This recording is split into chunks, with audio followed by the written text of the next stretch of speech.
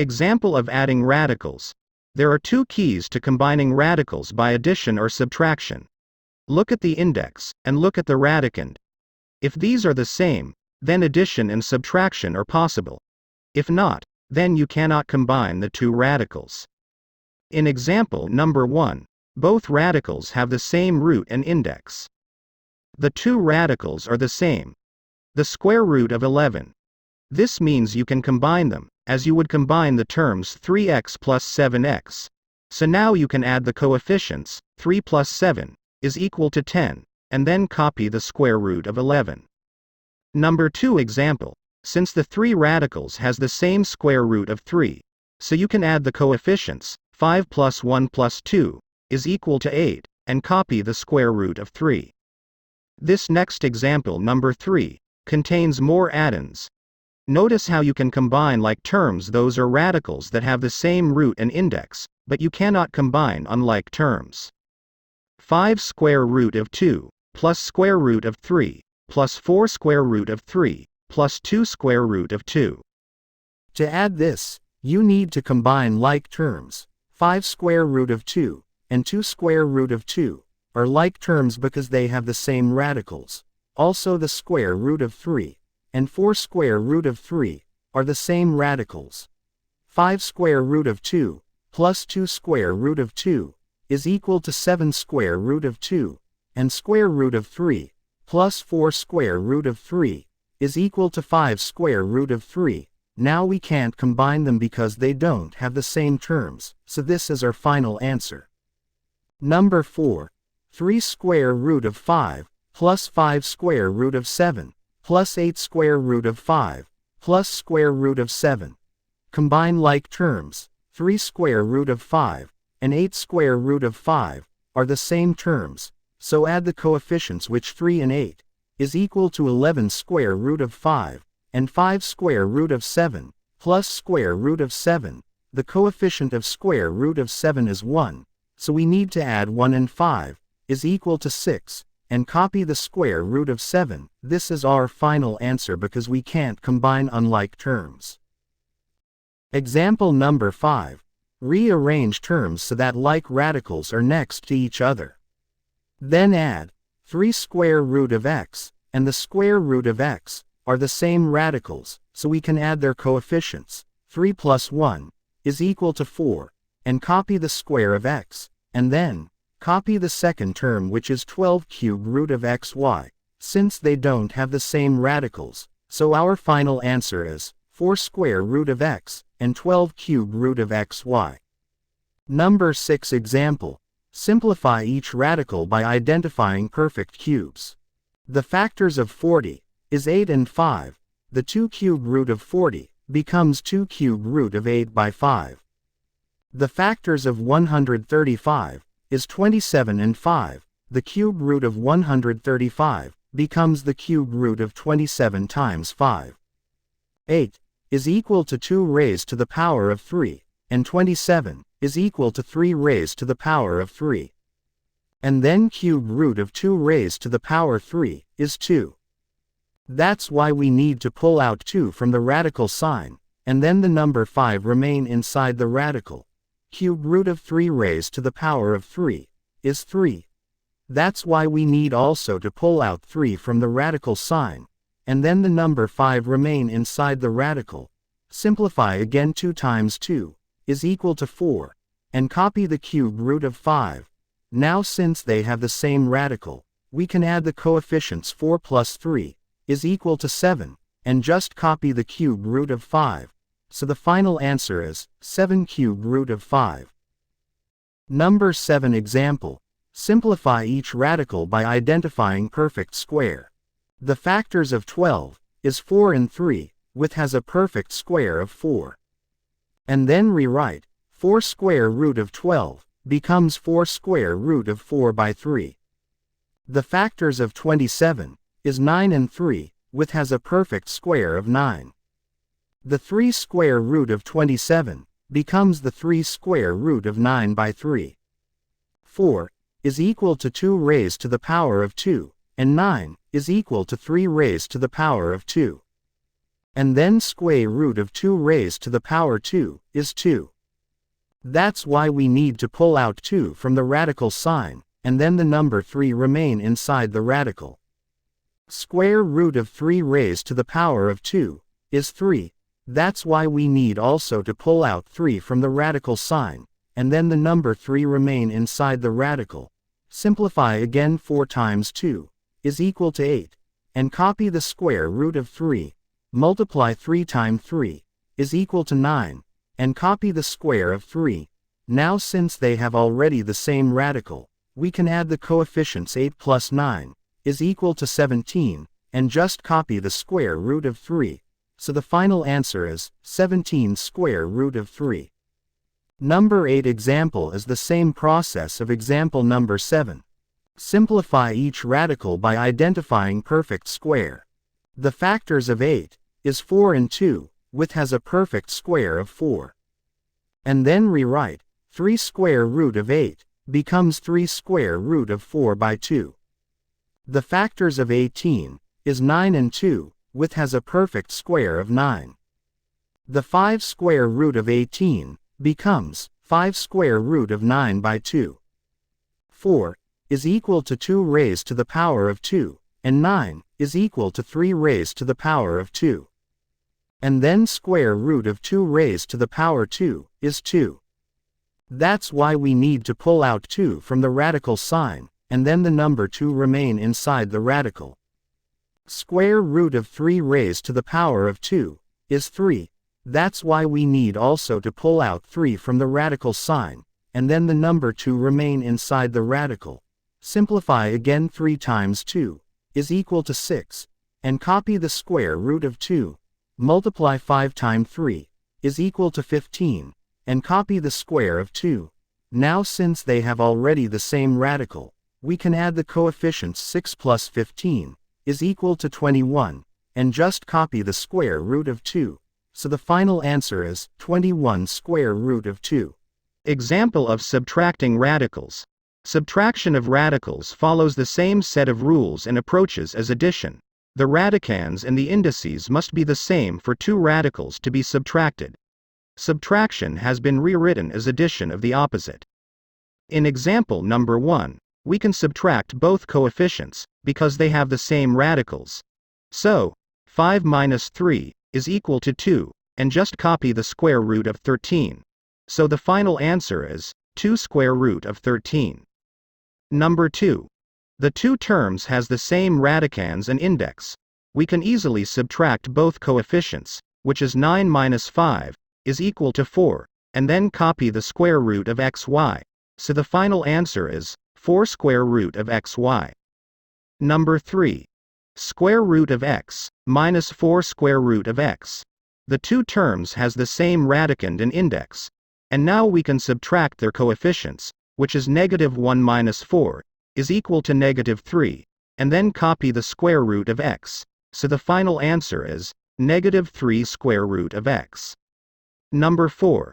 The two terms has the same radicand and index. We can easily subtract both coefficients, which is 8 minus 1, is equal to 7, and then copy the cube root of x squared. So the final answer is 7 cube root of x squared. Example number 5. Since some of the terms are different, we can't easily subtract the coefficients. All we need to do is to rearrange the terms so that like radicals are next to each other. Then subtract. The new expressions is 4 cube root of 5a, minus 2 cube root of 5a, minus cube root of 3a. We need to simplify. 4 cube root of 5a minus 2 cube root of 5a. Have you noticed that they have the same radicals, so you can subtract both coefficients. 4 minus 2 is equal to 2, and copy the cube root of 5a. Take note, we can't combine 2 cube root of 5a and cube root of 3a. So that's why our final answer is this. Example number 6 has also different terms, so cannot easily simplify them. All you need to do is to simplify each radical by identifying perfect cubes. Just factor the radicand, so the factor of 12 is 4 and 3, and the factor of 27 is 9 and 3, the factor of 48 is 16 and 3. Simplify. Square root of 4 is 2, so pull out 2 inside the radical. Square root of 9 is 3, so pull out 3 inside the radical. Square root of 16 is 4, so pull out 4 inside the radical. And then multiply 9 times 2 is equal to 18. 3 times 3 is equal to 9. 2 times 4 is equal to 8. Have you noticed that they have already the same radicands and index? So now we can subtract the coefficients. 18 minus 9 minus 8 is equal to 1. So our final answer is square root of 3. Number 7. We have noticed that the terms has the same radicand and index. So just subtract 5 minus 3 is equal to 2, and copy the square root of 8. We can simplify the radicand. The factor of 8 is 4 and 2. Then the square root of 4 is 2. So pull out 2 inside the radical. So simplify 2 times 2 is equal to 4, and copy the square root of 2. So the final answer is 4 square root of 2. Multiplying radical expressions. The product raised to a power rule is important because you can use it to multiply radical expressions. Note that the roots are the same. You can combine square roots with square roots, or cube roots with cube roots. But you can't multiply a square root and a cube root using this rule. Example. Square root of 18 times square root of 16. Use the rule of multiplying radicals to multiply the radicands. This means that we can multiply the radicands. 18 times 16 is equal to 288, and then look for perfect squares in the radicand, and rewrite the radicand as the product of two factors. Now we need to find the factors of 288 that has a perfect square. The factors that has perfect square is 144 and 2, and then rewrite as the product of two radicals. Simplify. Square root of 12 squared is 12, and copy the square root of 2, so the final answer is 12 square root of 2. Another method of multiplying radicals in example number 1. First, look for perfect squares in each radicand, and rewrite as the product of two factors. 9 and 2 are the factors of 18, and 4 times 4 are the factors of 16. Now identify the perfect squares.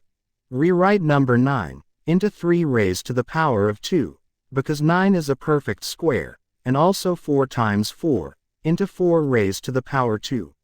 Rewrite this as the product of radicals, and simplify. Square root of 3 raised to the power of 2 is equal to 3. And copy the square root of 2. Square root of 4 raised to the power of 2 is equal to 4. 3 times 4 is equal to 12, and copy the square root of 2. This is your final answer. In this example number 2, first, look for perfect squares in each radicand, and rewrite as the product of two factors. 9 and 3 are the factors of 27, and 16 times 3 are the factors of 16. Now identify the perfect squares. Rewrite number 9 into 3 raised to the power of 2, because 9 is a perfect square, and also rewrite number 16 to 4 raised to the power 2. Rewrite this as the product of radicals, and simplify. Square root of 3 raised to the power of 2 is equal to 3, and copy the square root of 3.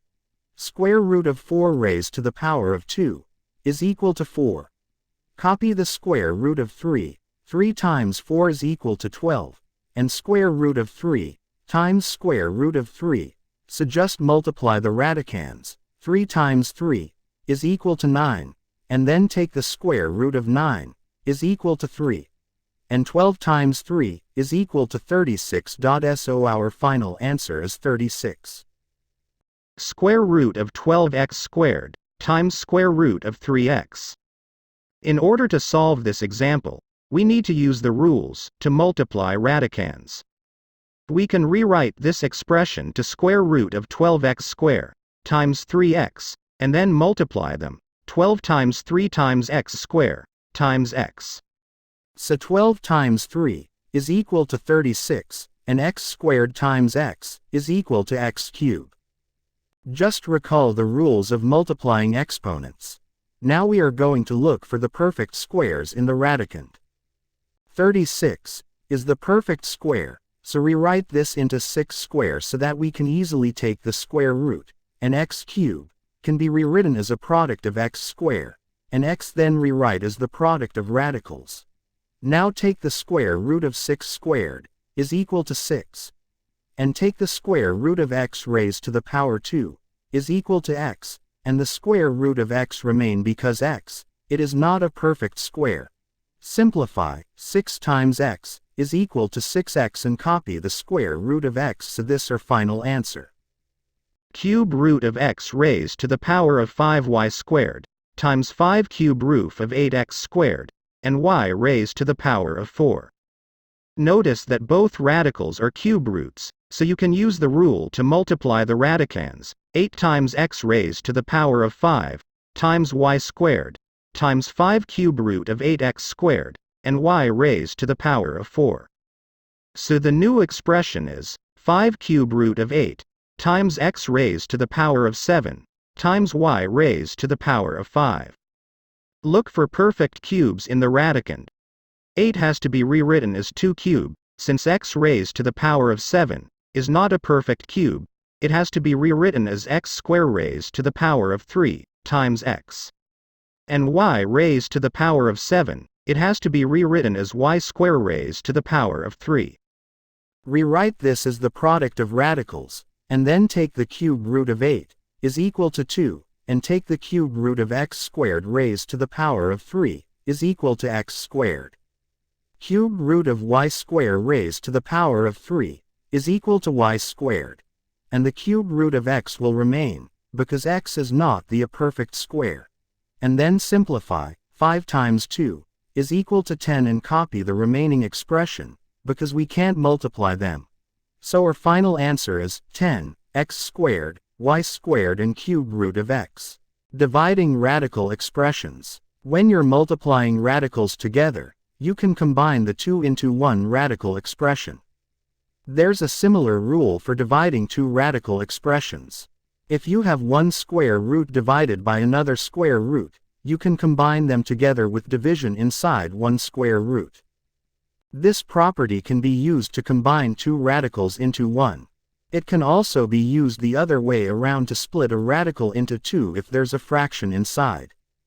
Important note, notice that it says b cannot equal 0.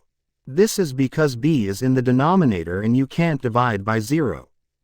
An expression with 0 in the denominator is undefined. Think of the word no to help you remember. What about 0 in the numerator? It's okay to have a 0 in the top of a fraction. 0 divided by any non-negative number is just 0. Example number 1. In dividing radicals. Use the rule in dividing radicals to create two radicals, one in the numerator and one in the denominator. Simplify each radical. Look for perfect square factors in the radicand, and rewrite the radicand as a product of factors. Identify and pull out perfect squares. So the square root of 4 raised to the power of 2 is equal to 4, and the square root of 3 remain because it is not a perfect square. And then take the square root of 5 raised to the power of 2 is equal to 5, so our denominator is 5. So our final answer is 4 square root of 3 over 5. Simplify. Square of 18 divided by square root of 2. To divide two radicals, you can first rewrite the problem as one radical. The two numbers inside the square roots can be combined as a fraction inside just one square root. Once you do this, you can simplify the fraction inside and then take the square root. So 18 divided by 2 is equal to 9. And then take the square root of 9 is equal to 3. The final answer is 3. Number 3. Simplify. Square root of 160 divided by square root of 5. First, combine into one radical. Then simplify what's inside. 160 divided by 5 is equal to 32. Don't forget to look for factors that are perfect squares. So the factor of 32 that has a perfect square is 16 and 2. And then pull out factors that are perfect squares. Take the square root of 16 is equal to 4 and then copy the square root of 2. The final answer is 4 square root of 2. Number 4. Square root of 24x squared divided by the square root of 3x. First, combine into one radical. Then simplify the fraction on the inside. 24 divided by 3 is equal to 8 and x squared divided by x is equal to x. Make sure to continue simplifying until there aren't factors left that are perfect squares. So the factor of 8 is 4 times 2. And then take the square root of 4 as 2. Since 2 and x is not a perfect square, the final answer is 2 square root of 2x. Number 5. Simplify the cube root of 27x raised to the power of 9, divided by cube root of x raised to the power of 6. First, combine into one radical. 27x raised to the power of 9, divided by x raised to the power of 6, is equal to cube root of 27x cubed. Make sure to continue simplifying until there aren't factors left that are perfect squares. Since 27 is a perfect cube root, so just take the cube root of 27 is equal to 3.